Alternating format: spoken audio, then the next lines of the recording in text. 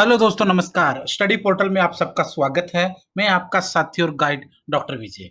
दोस्तों, आज हम एक ऐसे इंसान के बारे में बात करेंगे जिसका पॉलिटिकल थिंकर के रूप में एक बहुत बड़ा नाम अंतर्राष्ट्रीय स्तर पर है।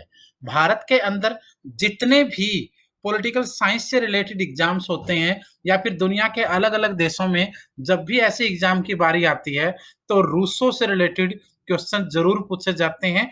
विचारक, थिंकर रूसो की हम बात करेंगे, जिनका पूरा नाम जीन जैक्स रूसो था। उसके जीवन परिचय के बारे में बात करेंगे, उसके द्वारा दिए गए सोशल कॉन्ट्रैक्ट जैसे सिद्धांतों की बात करेंगे और जितने भी क्वेश्चंस उससे रिलेटेड अब तक काफ़ी सारे एग्ज़ाम में पूछे गए हैं, उनके बारे में हम बात करेंगे। चाहे आपका पीजीटी लेवल का पॉलिटिकल साइंस का एग्ज़ाम हो, चाहे यूजीसी नेट का एग्ज़ाम हो, चाहे कॉलेज लेवल का ग्रेजुएशन और मास्टर का एग्ज़ाम हो या फिर उसके अलावा यूपीएससी और पीसीएस के एग्ज़ाम में हो, वहाँ पर भी आप लोगों को इससे रिलेटेड क्वेश्चन हर हालत में मिलते हैं। तो शुरू करते हैं। पहले हम उसके जीवन परिचय के बारे में देखते हैं और उसके बाद उससे रिलेटेड जितने भी क्वेश्चन पूछे गए हैं, उनको डिस्कस करेंगे। वीडियो को लास्ट तक देखें। सभी थिंकर्स की वीडियो आप लोगों के लिए मैं शुरू कर रहा हूँ। जितने भी इंडियन पॉलिटी में सारी बना चुका हूँ। अब आप लोगों के लिए फॉरेन पॉलिसी, कंपैरेटिव पॉलिटिक्स और आपका जो भी थिंकर्स वाले चैप्टर होते हैं, वो सब आपके कवर किए जाएँगे। पूरे इंडिया में हमारा स्टडी मटेरियल बाय कोरियर जाता है, जिसको आप जब चाहें पूरे भारत में मंगवा सकते हैं। ये सभी की सभी आपके लिए आमतौर पर ये बुकलेट होती हैं। जनरल पेपर और सब्जेक्ट सबके अलग-अलग बुकलेट में 8 से 9 बुकलेट का ये पूरा सेट होता है। ये हमारा हेल्पलाइन नंबर है। इस नंबर पर व्हाट्सएप पे बात करके या कॉल करके ऑर्डर कर सकते हैं। शुरू करते हैं। सबसे पहले प्रत्येक विचारक का दर्शन उसके जीवन से अलग नहीं किया जा सकता है। जितने भी थिंकर्स हैं, उनका जो दर्शन है, वो उनकी जो फिलॉसफी है, वो उनके जीवन से अलग बिल्कुल नहीं कर सकते हैं। किंतु रूसो को समझने के लिए उसकी चारित्रिक विशेषताओं तथा दुर्बलताएं विशेष रूप से महत्वपूर्ण मानी जाती हैं। अपने व्यक्तिगत दोषों के लिए समाज को उत्तरदायी ठहराकर रूसो ने न केवल अपने को निरपराध यानी बेकसूर साबित किया, बल्कि मनुष्य मात्र को निसर्ग नेक और विशुद्धात्मा बताया है। यानी उसने जितने भी अपने व्यक्तिगत दोष थे, उनके लिए समाज को उत्तरदायी ठहरा दिया और अपने आप को बेकसूर और पूरी मनुष्य जाति को अपनी तरह एक प्रकार से विशुद्ध आत्मा बता दिया था। पेरिस की जो भौतिकवादी सभ्यता थी, उसके कृत्रिम वातावरण को अपने स्वभावों के प्रतिकूल पाकर उसने प्राकृतिक अवस्था के सरल जीवन की कल्पना की। यानी जो भी नेचुरल स्टेटस है, उसके लिए सरल जीवन की उसने कल्पना की थी, क्योंकि पेरिस का जो भौतिकवादी सभ्यता का जो कृत्रिम वातावरण था, उसके प्रतिकूल उसने इस चीज को अपनाया। शिक्षित और सभ्य समाज के साथ अपने व्यक्तित्व का सामंजस्य वह कभी कर ही नहीं पाया था। उसके जीवन के अंतिम वर्ष जो है, वो दैहिक संताप यानी जो फिजिकली जो काफ़ी सारे टॉर्चर या शरीर के अंदर काफ़ी सारे रोग, मानसिक विषाद, काल्पनिक भय, विक्षोभ और उन्माद के आवेगों से पूर्ण थे। यानी जीवन के अंतिम सालों में उसका समय जो है, काफ़ी शारीरिक और मानसिक और कल्पनात्मक कठिनाइयों से भरा रहा। बाल्यावस्था से ही वह चरित्रहीन था, किंतु वासनाओं का दास होते हुए भी उसमें प्रतिभा की कमी कभी नहीं दिखी। यानी उसका जो कल्पनात्मक और जो भावनात्मक परिचय था, वो बिल्कुल अलग माना जाता है। रूसो की जो कृतियाँ हैं, रूसो की जो रचनाएँ हैं, वो सब इसका उदाहरण है। इसलिए वह इतनी मर्म स्पर्शनीय है और प्रभावोत्पादक हैं, यानी इतनी इम्प्रेसिव हैं और इतनी टची हैं कि हम उनको कभी भी एक बार के लिए नहीं छोड़ सकते। आधुनिक सभ्यता के दोषों का वर्णन करते हुए रूसो अपने समय के अन्य विचारकों की भांति प्राकृतिक और रूढ़िगत का अंतर प्रस्तुत करता है, किंतु प्राकृतिक अवस्था की कल्पना उसके राज्य संबंधी विचारों की पुष्टि के लिए अनावश्यक सी नजर आती हैं। यानी जो स्टेट रिलेटेड जो थॉट्स हैं, वो इससे बिल्कुल अलग दिखते हैं। रूसो के अनुसार प्राकृतिक अवस्था में जीवन जो है, वो काफी सरल था। बुद्धि तथा भाषा का विकास वहां हुआ नहीं था। मनुष्य अपनी सहज प्रवृत्तियों के अनुसार आचरण यानी व्यवहार करता था। वह नैतिक नैतिकता, अनैतिकता के जाल में नहीं फँसा था, उनसे दूर रहता था, उसमें न हम सुखी कह सकते थे और न उसको हम दुखी ही कह सकते थे। यानी जो प्राकृतिक अवस्था था, उसका जीवन को रूसो ने सच्चा बताया है, सरल बताया है, आसान बताया है, क्योंकि वहाँ बुद्धि और भाषा का यानी बुद्धि और भाषा जो उसका डेवलपमेंट हुआ ही नहीं था, जिसकी वजह से समस्या नहीं थी। मनुष्य अपनी जो सहज प्रवृत्तियां थी, जो उसका नॉर्मल स्वभाव है, उसी की आज की तरह ढोंग नहीं था, अंदर कुछ और बाहर कुछ। वह बिल्कुल एक नॉर्मल अपने स्वभाव के अकॉर्डिंग ही आचरण करता था। नैतिकता अनैतिकता तक उसे कोई समस्या नहीं थी, उसको ना हम ज्यादा सुखी और ना दुखी मान सकते थे।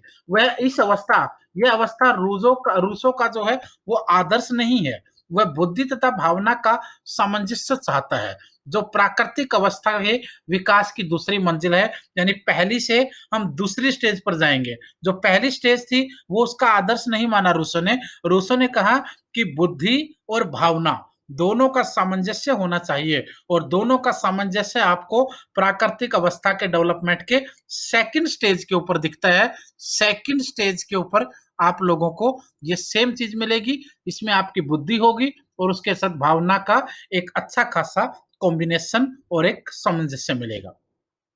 यह प्रारंभिक जीवन की सरल निष्क्रियता तथा वैज्ञानिकशीयता की विशाख जटिलता के बीच की स्थिति है। भाषा का विकास, सामाजिक सहयोग, शांति, सौहार्द इसकी विशेषताएं मानी जाएंगी। यानी जो सेकंड स्टेज उसने बुद्धि और भावना के सामंजस्य की कल्पना की है, उसमें क्या-क्या होगा? भाषा का डेवलपमेंट हो जाएगा, सामाजिक सहयोग हो जाएगा, जो सोशल कोऑपरेशन है एक दूसरे के साथ समाज का, वो हो जाएगा, शांति रहेगी, सौहार्द रहेगा, प्रेमपूर्ण संबंध रहेंगे, ये सभी इसकी विशेषताएं होंगी। अगर यहाँ आप ध्यान से देखें कि जो रूसो का जो एक प्रकार से प्राकृतिक अवस्था का सिद्धांत है, उसमें क्या-क्या चीजें आपको दिखेंगी, उनमें से आप लोग इनको एक बार अच्छे से देख करके चूज कर सकते हो। धीरे-धीरे बुद्धि भावनाओं को पराभूत कर लेती है और श्रद्धा, विश्वास, प्रेम तथा दया का स्थान अविश्वास, वैमनस्य, स्वार्थ ले लेते हैं।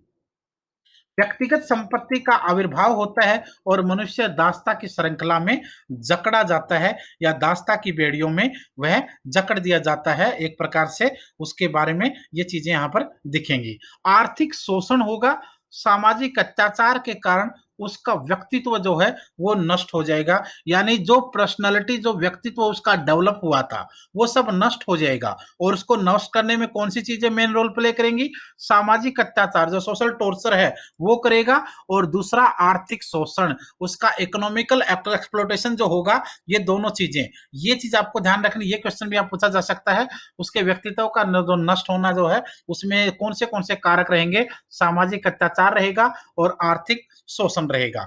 इस वर्णन में फ्रांस की राज्य क्रांति के पूर्व की अवस्था एक प्रकार से उसका प्रतिबिंब नजर आता है, उसकी शैडो आपको यहाँ पर देखने को मिलती है। इसी स्थिति से मुक्ति पाने के लिए सामाजिक परसंविदा, जिसको आप लोग सोशल कॉन्ट्रैक्ट कहते हैं, उसकी आवश्यकता होती है। ये हिंदी वाले वर्ड इंग्लिश वाले बच्चे अपने हिसाब से एक बार देखते रहे।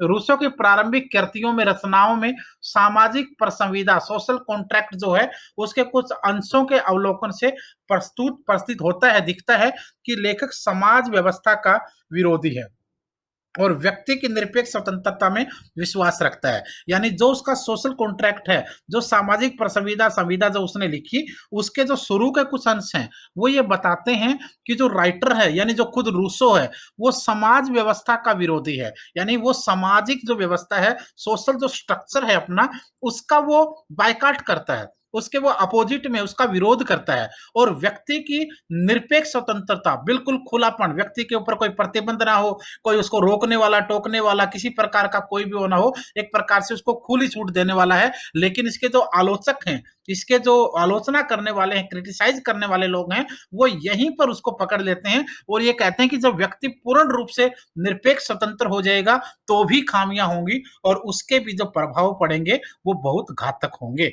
किंतु रूसो स्वयं आलोचकों द्वारा वर्णित समानता की उत्पत्ति के घोर व्यक्तिवाद और सामाजिक परसंविदा के घोर समष्टिवाद के परस्पर विरोध को नहीं मानता है, वो इस चीज को मानता नहीं है। अपनी प्रारंभिक कृतियों में उसका उद्देश्य प्रचलित मान्यताओं का खंडन मात्र था, किंतु सामाजिक प्रसंविदा में वह अपना स्वतंत्र दर्शन प्रस्तुत करता है। जो शुरू-शुरू में उसने रचनाएँ की, उसमें तो वो जो समाज के अंदर प्रचलित जो मान्यताएँ थी, धारणाएँ थी, परंपराएँ थी, उनका सिर्फ खंडन करता था। लेकिन जो सोशल कॉन्ट्रैक्ट उसने लिखा, सामाजिक प्रसंविदा जो उसने लिखी, उसमें उसने अपने दर्शन को, अपने फिलॉसफी को कंप्लीट रूप से या अपनी सोच को जो है, वो पूर्ण रूप से स्वतंत्र रूप से प्रकट भी कर दिया। उसके अनुसार मनुष्य जो है, वो सामाजिक प्राणी है। समाज में ही उसके मानवोचित गुणों का विकास हो सकता है, किंतु वर्तमान समाज में उसे अनावश्यक तथा अनिष्टकारी बंधनों से जकड़ दिया है या वो जकड़ देता है। आप ध्यान देखिए, रूसो ने मनुष्य को एक सामाजिक प्राणी तो माना है, लेकिन और उसने ये भी कहा है मनुष्य सामाजिक प्राणी भी है और उसके जो मनुष्य से रिलेटेड जो गुण हैं, जो मेरिट्स हैं, उनका डेवलपमेंट भी समाज में ही होता है। लेकिन जो फिलहाल जो समाज है, उसने मनुष्य को अनावश्यक, जिनकी जरूरत ही नहीं है, अनिष्टकारी, जो नुकसानदायक होते हैं, ऐसे बंधनों में बांध दिया है, जिसकी वजह से ये समस्याएं पैदा हो रही हैं। सोशल कॉन्ट्रैक्ट या प्रसंविदा का उद्देश्य ऐसे समाज की स्थापना करना है जो अपनी संपूर्ण सामूहिक शक्ति के द्वारा प्रत्येक सदस्य की स्वतंत्रता और संपत्ति की रक्षा करे। यानी रूसो ने कहा कि एक ऐसा नया समाज डेवलप होना चाहिए जो अपनी पूरी ताकत लगा दे किस चीज में, प्रत्येक सदस्य को स्वतंत्रता दिलाने में और उसकी संपत्ति, प्रॉपर्टी, धन दौलत, उसके जो भी निजी चीजें हैं उनकी रक्षा करने के लिए, और जिसमें प्रत्येक व्यक्ति समष्टि में सम्मिलित होकर भी अपनी ही आज्ञा का पालन करे और पूर्ववत स्वतंत्र बना रहे। यानी एक ऐसा समाज जिसमें प्रत्येक व्यक्ति पूरे समूह के अंदर शामिल भी रहे, आज्ञा का पालन भी करे और स्वतंत्र भी बना रहे। इसके लिए प्रत्येक व्यक्ति अपनी संपूर्ण शक्तियों को सामान्य संकल्प के सर्वोच्च निर्देशन में समाज को सौंप देता है और फिर समष्टि के अविभाज्य अंश के रूप में उन सभी अधिकारों को प्राप्त कर लेता है। यानी उसने यही कहा है कि जो हर व्यक्ति समाज का है, वो एक ऐसे साम्राज्य बनेगा, एक ऐसा समाज बनेगा, एक ऐसी सोसाइटी डेवलप हो जिसमें प्रत्येक जो व्यक्ति है, वो अपनी सारी अपनी-अपनी पावरों को अपने समाज के हाथों सौंप दे और वहां से वो ये अधिकार प्राप्त करे या फिर ये जिम्मेदारी प्राप्त करे कि उसको स्वतंत्रता भी मिलेगी, उसकी सुरक्षा भी होगी और उसके अधिकारों का हनन भी नहीं होगा और वो समाज के एक अंग के रूप में, सच्चे सिपाही के रूप में काम करेगा। पर संविदा के परिणाम स्वरूप जिस राज्य की उत्पत्ति होती है, वह एक नैतिक अवयव है जिसका अपना स्वतंत्र संकल्प होता है। ये सामान्य संकल्प जो सदैव समाज और व्यक्ति दोनों की रक्षा और कल्याण में रहता है, समाज में विधान का स्रोत तथा न्याय का मानदंड होता है। स्पष्ट है कि ऐसा समाज पर संविदा का परिणाम कदापि नहीं हो सकता है। ऐसा समाज जो है वो पर संविदा का परिणाम कदापि नहीं होगा, क्योंकि पर संविदा की पूर्ण मान्यता व्यक्ति की नैतिक और तार्किक प्राथमिकता है, न कि समाज की। यहाँ पर ये विचार जो हैं वो एक दूसरे के सामने आ जाते हैं। रूसो सामान्य संकल्प यानी जो जनरल विल है और उसके संकल्प या फिर विल ऑफ ऑल, जो सबके जो संकल्प हैं उनमें अंतर बताता है। यहाँ पर रूसो का दिक्कत क्या हो रही है, रूसो ये चाह रहा है, कहना चाह रहा है कि जो जनरल विल है और जो विल ऑफ ऑल है, यानी एक तो सामान्य संकल्प है जो सबका संकल्प हो, साधारण हो, और दूसरा एक ऑल के लिए, दोनों में अंतर क्या हो गया, यहाँ पर जनरल की बात हो रही है, यहाँ पर ऑल की बात हो रही है। ऑल का मतलब होता है सबकी सभी चीजें पूरी हों, और जनरल का मतलब होता है कि जो ठीक ठाक हो वो पूरी हो और जो सबके हित में ना हो उनको नकार दिया जाए। दोनों चीजों का अंतर वो यहाँ दिखाने की कोशिश कर रहा है। जैसे हम खुद भी लिखेंगे, खुद भी अगर लिखें, हम बोले कि ये तो जनरल सी बात है, और दूसरा हम लगे इस बात को तो सभी कहते हैं, यानी ऑल में तो ये होगा कि सभी हाँ ही हाँ करेंगे, लेकिन जनरल बात में ये होगा कि मैक्सिमम लोग हाँ करेंगे, बट कुछ लोगों की चीजों को आप मना कर सकते हैं। तो इस दोनों के अंदर वो अंतर बताने की कोशिश करता है। सबका संकल्प विशेष संकल्पों का योग मात्र है जो व्यक्तिगत हितों के ही सतर पर रह जाता है। सामान्य संकल्प सदैव स्वार्थ रहित तथा सामान्य हित के लिए होता है। देखा, यही चीज इसने कही है कि जो सबका संकल्प है ना, वो सब व्यक्तियों के पर्सनल इंटरेस्ट पर बेस्ड है, लेकिन जो जनरल विल है, जो सामान्य संकल्प है, वो हमेशा स्वार्थ रहित होगा, सबके कल्याण के लिए होगा, उसमें कमी और नेगेटिविटी की कोई जगह नहीं होगी, लेकिन जब सबकी बात करेंगे, तो सबके अपने पर्सनल हित हो सकते हैं, सबके अपने व्यक्तिगत इंटरेस्ट हो सकते हैं और वो गलत हो सकता है कहीं न कहीं।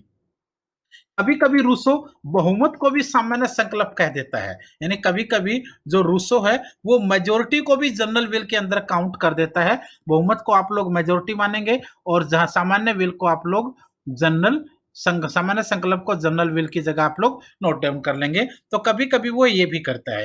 वो ये भी कहता है कि परस्पर विरोधी विचारों के टकराने से जो अवशेष रहता है, वही सामान्य संकल्प है। यानी इसमें आप देखिए परस्पर, मैंने पहले भी आपको बताया कि दोनों चीजों में अंतर ढूंढेगा वो। परस्पर विरोधी विचार ए, उधर हो गया आपका बी। जब ए और बी टकराएंगे और जो शेष बचेगा, जो अवशेष बचेगा, उसी को वो जनरल विल मानेगा। ये चीज भी सही है, क्योंकि अगर ए ग्रुप ने कहा कि इन 60 बातों को मान लिया जाए, बी ने कहा कि इन 40 बातों को मान लिया जाए, तो जो 20 बचेंगी, या फिर दोनों ने अपनी अपनी तरफ से 60-60 बातें बोली और उनमें से इधर से 30 बातें सबको सच्चे लगी और उधर से 15 लगी, तो टोटल जो रहेगा वो 45 ही जनरल विल माना जाएगा। जब विरोधी विचार टकराएंगे और दोनों के विचारों के टकराने के बाद जो हल निकलेगा, जो सॉल्यूशन निकलेगा, उसी को सामान्य संकल्प या जनरल विल का नाम रूसो ने दिया है। किंतु ये बातें उसकी मूल धारणा के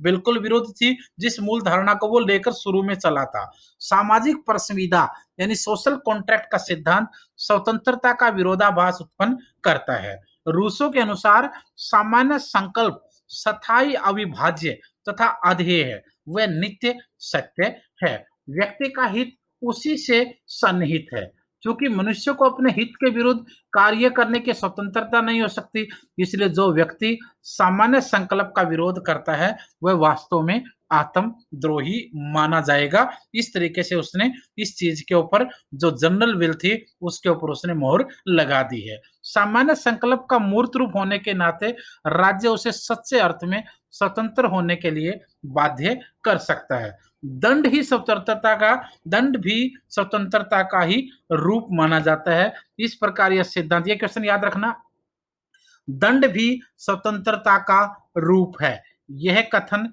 किस व्यक्ति का, किस विचारक का है? तो आपका आंसर यहाँ रूसो रहेगा। यह क्वेश्चन कई बार पूछा जा चुका है। दंड भी स्वतंत्रता का ही रूप है, यह कथन किसका है? यह चीज आपको याद रखनी है। इस प्रकार यह सिद्धांत स्वतंत्रता के नाम पर अधिनायकवाद का पोषक बन जाता है। रूसो स्वयं अधिनायकवाद का समर्थक है, यानी वो खुद एक प्रकार से डिक्टेटर को कहीं ना कहीं समर्थन करता है। यह कहना ठीक नहीं है, क्योंकि वह कहता है कि संप्रभु समाज की मान्य प्रथाओं का उल्लंघन नहीं कर सकता। सामाजिक हित के लिए व्यक्तिगत स्वतंत्रता आवश्यक है। एक ये स्टेटमेंट पूछा जाता है, मैंने कोशिश की है वो सारे स्टेटमेंट आपके नोट करूं जो पूछे जाते हैं। सामाजिक हित के लिए व्यक्तिगत स्वतंत्रता आवश्यक है, यह कथन किसका है? यह क्वेश्चन भी पूछा जा चुका है, तो यहां भी आपका आंसर जो है वो रूसो रहेगा। राज्य के लिए रूसो विधायकों यानी लेजिस्लेटर्स को आवश्यक बताता है। उसकी आवश्यकता इसलिए पड़ती है कि यद्यपि जनता सर्वदा लोक कल्याण चाहती है, तथापि उसको समझने में वह सदैव समर्थ नहीं होती।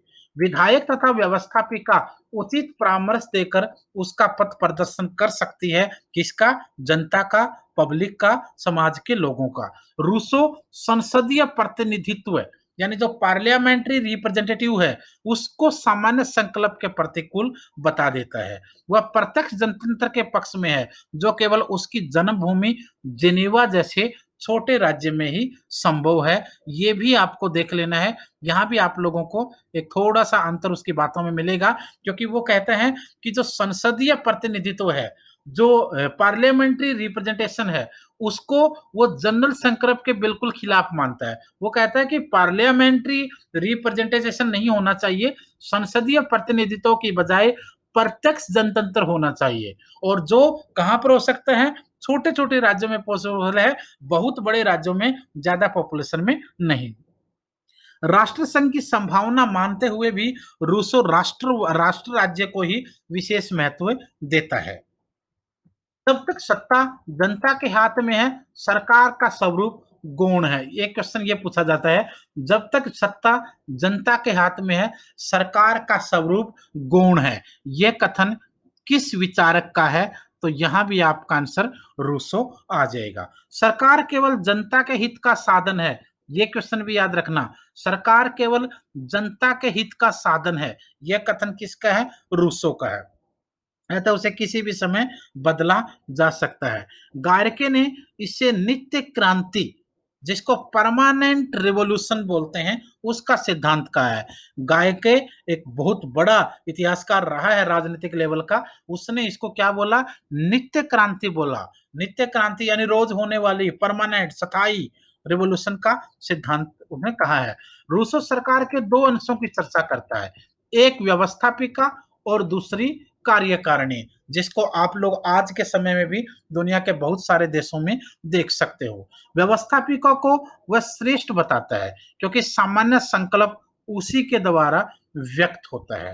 राजनीतिक दल सामान्य संकल्प की अभिव्यक्ति में बाधक होते हैं, अतः रूसो उनके विरुद्ध है, राजनीतिक दलों के खिलाफ है। एक समिति अर्थ में धर्म को वह राज्य के लिए उपयोगी बताता है। समाज की सुव्यवस्था के लिए राज्य को धर्म के कुछ सिद्धांतों को निर्दिष्ट कर देना चाहिए और जनता को उन्हें मानने के लिए बाध्य करना चाहिए। रूसो लोकतंत्र का समर्थक इस मामले में था। बुद्धिवादी व्यक्तिवाद एवं प्राकृतिक विधान रूसो में कहां तक विद्यमान है, यह एक मतभेद का विषय माना जाता है, किंतु इसमें संदेह नहीं है कि उसने इन सिद्धांतों का अतिक्रमण किया और आधुनिक राजदर्शन में यूनानी दृष्टिकोण को पुनः प्रतिष्ठित किया, जिसके अनुसार राज्य की सामूहिक चेतना ही व्यक्ति की नैतिकता और स्वतंत्रता का स्रोत है। जैसा अरस्तु ने कहा था, राज्य के बाहर रहने वाला व्यक्ति या तो पशु है या फिर देव है। इसलिए रूसो को पर संविदावादी विचारकों में अंतिम न कहकर आधुनिक प्रत्यवादियों में प्रथम कहा जा सकता है। यानी पर संविदावादियों में तो वो अंतिम नहीं है, लेकिन आधुनिक प्रत्यवादियों में उसको पहला बिल्कुल कहा जा सकता है। कांट ने उसे आचार शास्त्र का न्यूटन कहा है। एक ये क्वेश्चन मस्ट रहेगा, वे मोस्ट इंपोर्टेंट है। कांट ने उसे आचार शास्त्र का न्यूटन कहा है। किसको कहा है? रूसो ने। किसने कहा है? कांट ने कहा। क्या कहा? आचार शास्त्र का न्यूटन। हीगल तथा उसके आंग्ल अनुयायियों ग्रीव, बोसांके आदि पर उसका प्रभाव स्पष्ट रूप से देखा जा सकता था। आधुनिक जनतंत्र तथा राष्ट्रवाद को उससे विशेष प्रेरणा मिली है। अब हम लौटते हैं उन 45 क्वेश्चनों पर जो इस टॉपिक से बार बार अलग अलग एग्जाम में पूछे जा चुके हैं। आइए देखते हैं क्वेश्चन नंबर 1, रूसो से संबंधित सभी महत्वपूर्ण क्वेश्चन। पहला क्वेश्चन है, रूसो को प्रकृति का शिशु किसने कहा? Child of nature. रूसो को चाइल्ड ऑफ नेचर या प्रकृति का शिशु कहा जाता है। यह कथन किसका है या किसने यह कहा था? मैकफर्सन ने, मैक्सी ने, टालमेन ने या फिर सेबाइन ने? तो यहां जो आपका आंसर होगा वो आपका आंसर होगा बी। रूसो को प्रकृति का शिशु या चाइल्ड ऑफ नेचर कहने वाला मैक्सी था। क्वेश्चन नंबर 2 की तरफ बढ़ते हैं। क्वेश्चन नंबर 2 है, रूसो ने राज्य और संप्रभुता के लिए किस शब्द का प्रयोग किया? रूसो ने राज्य और संप्रभुता के लिए कौन सा शब्द यूज किया है? भद्र पशु, सामान्य इच्छा, वैधानिक संप्रभु या पूर्ण सत्तावादी? इनमें से क्या कहा है? रूसो ने यहां पर जो कहा है वो है सामान्य इच्छा, यानी जिसको जनरल विल कहेंगे।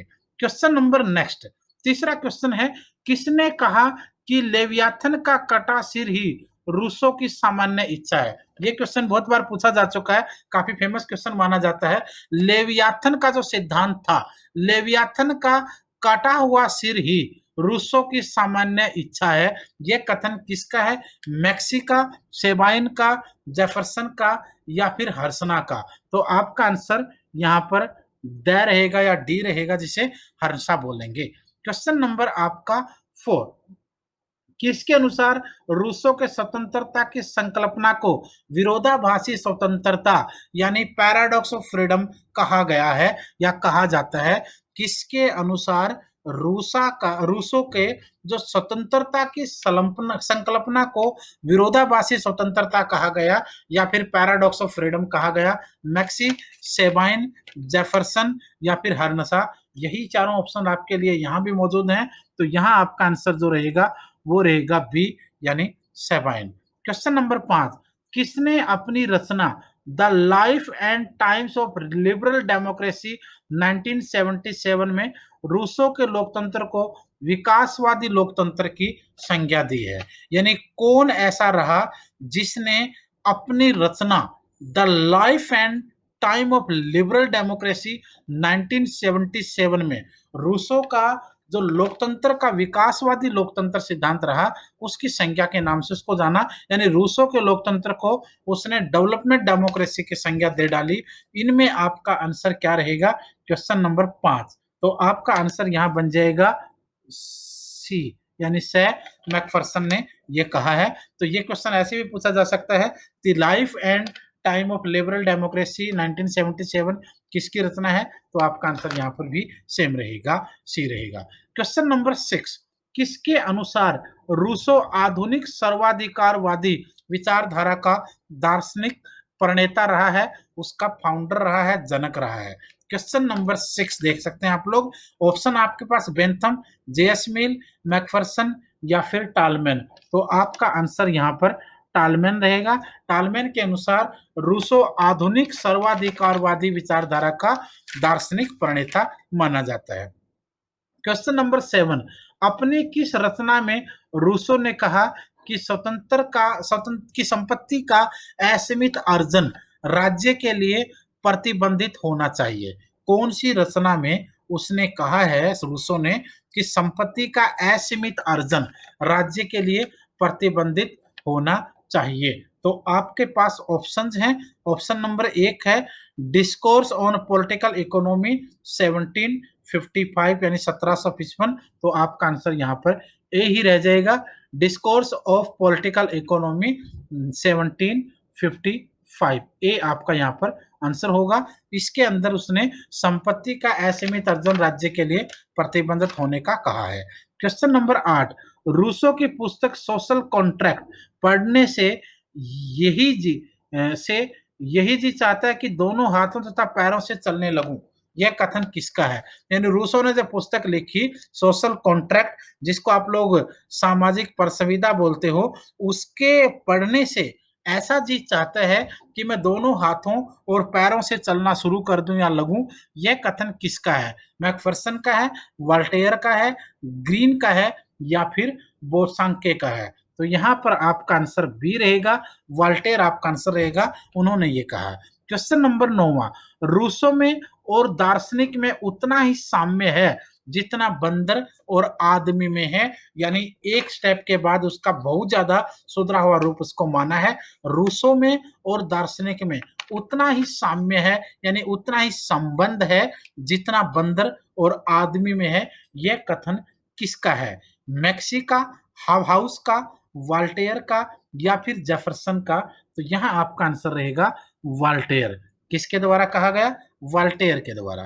क्वेश्चन नंबर 10, रूसो राजनीतिक दर्शन में आधुनिकता की दूसरी लहर के प्रवर्तक हैं। रूसो जो है वो राजनीतिक दर्शन में आधुनिकता की दूसरी लहर के प्रवर्तक हैं। यह कथन किसका है? अरस्तु का, वेपर का, डोगिट का या फिर स्ट्रोस का? तो यहाँ आपका आंसर जो है वो स्ट्रोस रहेगा।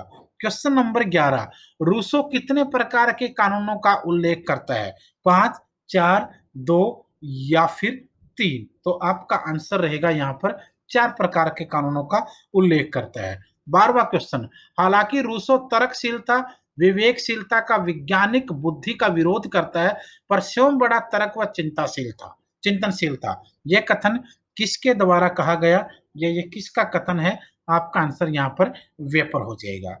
क्वेश्चन नंबर आपका 13वां, रूसो के अनुसार मानव में कितने प्रकार की इच्छाएं होती हैं? 1, 4, 3 या फिर 2? तो यहाँ आपका जो आंसर होगा वो 2 रहेगा, जिनको हम लोगों ने लेक्चर में भी डिस्कस किया था, जिसको आप लोगों ने अच्छे से समझा भी है। क्वेश्चन नंबर 14, स्वतंत्रता प्रत्येक व्यक्ति की स्वयं पर प्रभुता है। यह कथन किस प्रचारक का है या किस विचारक के द्वारा यह कहा गया कि स्वतंत्रता प्रत्येक व्यक्ति की स्वयं पर प्रभुता है? तो यहाँ आपका आंसर रहेगा J S Mill. Question number 15वां, फिलोसफी ऑफ मार्क्सिज्म यह पुस्तक किसने लिखी? फिलोसफी ऑफ मार्क्सिज्म नामक पुस्तक किसने लिखी? कार्ल मार्क्स ने, कार्ल पार्पर ने, स्टालिन ने या रॉबर्ट ओवेन ने? तो आपका आंसर यहाँ पर सी रहेगा, स्टालिन रहेगा। क्वेश्चन नंबर 16वां, राज्य व्यक्ति से पहले है, यह कथन किसका है? प्लेटो का, अरस्तु का, हीगल का या फिर हॉब्स का? तो यहाँ आपका जो आंसर रहेगा वो बी हो जाएगा, अरस्तु कह सकते हैं आप लोग। क्वेश्चन नंबर, क्योंकि मैंने रूसो के साथ साथ बहुत सारे क्वेश्चन और ऐड किए हैं जो कहीं ना कहीं उससे इंटरकनेक्ट हैं और उसी के साथ साथ क्वेश्चन डिस्कस भी होते हैं। क्वेश्चन नंबर 17वां, किसका कथन है साध्य साधन का औचित्य बताता है? यानी साधन जो है, साध्य जो है वो साधन का औचित्य बताते हैं, यानी साध्य ये बताता है कि इन साधनों की क्या वैल्यू है, उसी के द्वारा हम लोग यहाँ पर पहुंचते हैं। तो किसका कथन है ये? प्रश्न नंबर आपका 17। तो आपका आंसर यहाँ होगा मैकियावेली। मैकियावेली ने कहा है कि साध्य साधन का औचित्य बताता है। क्वेश्चन नंबर 18, रूसो की सामान्य इच्छा का कौन सा आवश्यक लक्षण नहीं है? रूसो की सामान्य इच्छा का आवश्यक लक्षण कौन सा नहीं है? यह अवैयक्तिक है, यह अंतरराष्ट्रीय है, यह सदैव ठीक है या फिर यह राष्ट्रीय है? तो आपका आंसर बी रहेगा, यह अंतरराष्ट्रीय है, यह आपका लक्षण नहीं है। क्वेश्चन नंबर 17, रूसो के अनुसार राज्य की जनसंख्या कितनी होनी चाहिए? रूसो ने राज्य की जनसंख्या को कितना होना आवश्यक बताया है? 10,000, 1 लाख, 10 लाख या फिर इनमें से कोई नहीं। रूसो ने एक सीमित राज्य की संख्या को 10,000 तक आंकने का प्लान बनाया है, उसी में सारे के सारे जो हैं उनको प्रैक्टिकल किया जा सकता है। क्वेश्चन नंबर 20वां, नागरिक मनुष्य से प्रथम है, यह कथन किसका है? नागरिक जो है वो मनुष्य से प्रथम है, यह कथन किसका है? प्लेटो, अरस्तु, रूसो या फिर हीगल? तो आपका आंसर यहाँ पर रूसो रहेगा। आप दोनों चीजों को समझने की कोशिश कीजिए। नागरिक मनुष्य से प्रथम है, दोनों में अंतर क्या होगा? किसी भी देश का सिटीजन जो है वो अलग चीज होगी और एक मनुष्य मात्र अलग चीज होगी। मनुष्य जो पूरी दुनिया के अंदर सभी लोग मनुष्य ही हैं, लेकिन नागरिक हर मनुष्य अपने अपने देश का है। कोई भारतीय नागरिक है तो वो भारतीय नागरिक तो है, लेकिन भारत में कोई अमेरिकी है तो वो मनुष्य तो है, लेकिन वो भारतीय नागरिक नहीं है। तो यहाँ ये कहता है कि किसी भी राज्य के लिए, किसी भी देश के लिए, किसी भी समाज के लिए मनुष्य से पहले नागरिक होना चाहिए। पहले वह अपने नागरिकों का ख्याल रखे, उसके बाद वो ह्यूमैनिटी और मनुष्यता के ऊपर जाए। ये चीज कहीं ना कहीं सत्य भी है और आज के समाज में भी हर देश इसी के ऊपर चलता है। हर देश पहले अपने नागरिकों का ध्यान रखता है, फिर बाकी दुनिया के ऊपर चलता है। क्वेश्चन नंबर 21वां, रूसो की अध्ययन पद्धति, रूसो की अध्ययन पद्धति आपने बतानी है। Option A, B, C, D इनमें से देख करके। मनोवैज्ञानिक व आगमनात्मक, आगमनात्मक व निगमनात्मक, मनोवैज्ञानिक व अनुभूति मूलक या अनुभूति मूलक व निगमनात्मक? तो आपका आंसर सी रहेगा, मनोवैज्ञानिक व अनुभूति मूलक। क्वेश्चन नंबर 22वां, कन्फेशंस का प्रकाशन कब किया गया? रूसो के जीवन काल में, रूसो के जन्म से पहले, रूसो की मृत्यु के बाद या फिर इनमें से कोई नहीं? अंदाजा लगा सकते हो। कन्फेशंस का जो प्रकाशन था वो उसके जीवन के दौरान तो हो नहीं पाया, पहले होगा ही क्यों? तो इसका मतलब रूसो की मृत्यु के बाद इसका प्रकाशन हो पाया। क्वेश्चन नंबर 23, रूसो को किस निबंध पर डिजान की अकादमी ने उसे प्रथम पुरस्कार दिया था? कौन सा निबंध माना जाता है वो? राजनीतिक अर्थशास्त्र, व्यक्ति में असमानता का उद्भव, सोशल कॉन्ट्रैक्ट, कलाओं और विज्ञानों के नैतिक प्रभाव। ये वाली फेमस थी। हालांकि सोशल कॉन्ट्रैक्ट भी उसी बाकी उसी की है, लेकिन कलाओं और विज्ञानों के नैतिक प्रभाव के लिए उनको यह दिया गया था अवार्ड। क्वेश्चन नंबर 24वां, जनवाणी को देववाणी के बताने वाले पाश्चात्य राजनीतिक का नाम बताए। जनवाणी को देववाणी, आप सोचिए, देव, देववाणी, देवों की वाणी, भगवान की, परमात्मा की, और जनवाणी जनता की। कौन सा ऐसा वेस्टर्न थिंकर रहा है या पाश्चात्य राजनीतिकार रहा है जिसने कहा कि जो जनता की वाणी है वो देवों की वाणी के बराबर होती है? तो प्लेटो, रूसो, अरस्तु या हो। तो फिर आपका आंसर यहाँ रहेगा रूसो ने ये कथन कहा है। तो आपका आंसर यहाँ पर ये चल नहीं रहा ठीक से, यस, रूसो का यह आंसर हो जाएगा। क्वेश्चन नंबर 25, रूसो प्राकृतिक अवस्था में मनुष्य को कैसा मानता है? रूसो ने प्राकृतिक अवस्था में कैसे मनुष्य की कल्पना की है? स्वार्थी, संतुष्ट, झगड़ालू या दुष्ट? तो आपका आंसर क्या रहेगा? वह संतुष्ट था। वह बुद्धि से, अलग अलग बातों से, झगड़ों से और लालच से, इन चीजों से वह बिल्कुल दूर था। और जब तक ये चीजें नहीं थी तो वह संतुष्ट था बिल्कुल। उसे किसी प्रकार की न उसके दुख की कल्पना की जा सकती, न उसके सुख की कल्पना की जा सकती थी। क्वेश्चन नंबर 26वां, रूसो की सामान्य कोसोवो इच्छा अवधारणा का लक्षण नहीं है। कौन सी? अखंडता, संप्रभुता, अधेयता या आस्था पर आधारित? तो आपका आंसर रहेगा डी, आस्था पर। 28, निम्न में से कौन सा रूसो का विचार नहीं है? कौन सा विचार रूसो का नहीं है इन सब में से? कोई विचारशील व्यक्ति चरित्र भ्रष्ट प्राणी होता है, विज्ञान निष्क्रिय उत्सुकता का परिणाम है, दर्शन शास्त्र केवल बौद्धिक आडंबर है, ये भी है, सामान्य इच्छा यथार्थ इच्छाओं का योग है, ये नहीं। क्वेश्चन नंबर 29वां, रूसो की सामान्य इच्छा के संबंध में कौन सा कथन सही नहीं है? कौन सा कथन सही नहीं है? यह राज्य में कानून का सृष्टा है, यह सदैव जनहित में होती है, यह सबकी इच्छा है और यह सदैव सही होती है। तो आपका आंसर रहेगा सी। रूसो की सामान्य इच्छा जनरल विल की संकल्पना निम्नलिखित में से किस एक को स्वीकार करती है? किसको स्वीकार करती है? संसदीय प्रभुता को? बिल्कुल नहीं है, लोक प्रभुता को। संसदीय प्रभुता की बजाय लोक प्रभुता को। क्वेश्चन नंबर 31, रूसो के सामाजिक अनुबंध से संबंधित नहीं है। क्या नहीं है? प्रकृति की ओर लौटो, हिंसक मृत्यु का भय, ग्राम्य सुषमा के आनंद, स्वतंत्र होने के लिए बाध्य करना। तो फिर आपका आंसर रहेगा हिंसक मृत्यु का भय। क्वेश्चन नंबर आपका 32, विज्ञान निष्क्रिय जिज्ञासा का परिणाम है, दर्शन केवल बौद्धिक सजावट है, शिष्य जीवन की सुख सुविधाएं चमकीले रंगीन फीते हैं, यह विचार किसका है? तो आपका आंसर यहाँ रूसो रहेगा, बी रहेगा। क्वेश्चन नंबर 33, रूसो को असभ्यता के युग का विचारक किसने कहा? रूसो को असभ्यता के युग का विचारक कहा गया, किसके द्वारा यह कहा गया? वाल्टेयर, बरक, मार्ले, कास्ट। तो आपका आंसर वाल्टेयर होगा। क्वेश्चन नंबर 34, कांट किसको अपना पथ प्रदर्शक मानता है?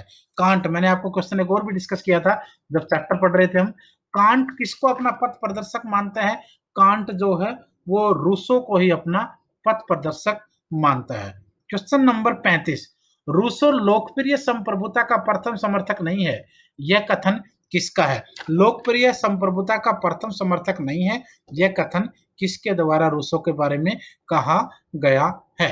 तो वाल्टेयर के द्वारा, फ्रीमैन के द्वारा। आपका आंसर बी रहेगा, फ्रीमैन के द्वारा। क्वेश्चन नंबर 36, सामाजिक समझौता सिद्धांत का विकास हुआ था। सामाजिक समझौता यानी सोशल कॉन्ट्रैक्ट सिद्धांत जो थ्योरी बनी, डॉक्ट्राइन बना, उसका विकास कब हुआ था? ये यहाँ पूछने की कोशिश की जा रही है, 16वीं और 17वीं सदी। यानी आपका आंसर यहाँ पर जो रहेगा वो आपका आंसर ए रहेगा, ये होगा। क्वेश्चन नंबर 37, द इस्माइल पुस्तक के लेखक का नाम बताएं। द इस्माइल पुस्तक, द इस्माइल पुस्तक, इस्माइल रहेगा ये, पुस्तक के लेखक कौन रहे? तो आपका आंसर यहाँ भी ऑटोमेटिकली इसी से रिलेटेड है। एक second, yes right. Question number 38, Rousseau को राजनीतिक दर्शन में आधुनिकता की दूसरी लहर का प्रवर्तक किसने बताया? वाहन, रूसो, टेलर, स्ट्रास। तो फिर आपका आंसर यहाँ पर रहेगा डी, स्ट्रास। क्वेश्चन नंबर 39, किसे रोमांटिक विचारक कहा जाता है? किसको रोमांटिक विचारक कहा गया या संज्ञा दी गई? आपका आंसर सी रहेगा, रूसो। क्वेश्चन नंबर 40, रूसो ने मनुष्य की अराजक दशा को नाम दिया। रूसो ने मनुष्य की अराजक दशा को क्या नाम दिया है? ये क्वेश्चन है। तो आपके पास आदर्श बर्बर, ये भी कहा है, नोबल सर्विस, ये भी कहा है, उत्कर्ष जंगली, ये भी कहा। तो आपका आंसर यहाँ पर डी हो जाएगा। क्वेश्चन नंबर 41, रूसो के बारे में असत्य कथन बताएं। रूसो के बारे में कौन सा कथन है जो असत्य है? लोकप्रिय संप्रभुता का जनक है, सामाजिक समझौतावादी विचारक है, प्रत्यक्ष प्रजातंत्र का मसीहा है तो कौन सा नहीं है? क्रांतियों का दार्शनिक ये नहीं है। क्वेश्चन नंबर 42, यदि रूसो ना होता तो फ्रांस की क्रांति भी नहीं होती, यह कथन किसका है? वाल्टेयर, वाहन, टैल्पन, नेपोलियन। तो फिर आपका आंसर यहाँ पर नेपोलियन रहेगा, ये रहेगा। तो ये वो सारे के सारे क्वेश्चन थे जो हम लोगों ने यहाँ पर डिस्कस करने की कोशिश की थी। पूरा आप लोगों ने चैप्टर देखा, अगर चैप्टर से शुरू नहीं किया तो चैप्टर देख लीजिए, पूरा डिस्कस किया है, उसके साथ एक क्वेश्चन डिस्कस किए हैं और ये पूरे का पूरा रूसो से रिलेटेड हम लोगों ने इस चैप्टर को डिस्कस कर लिया।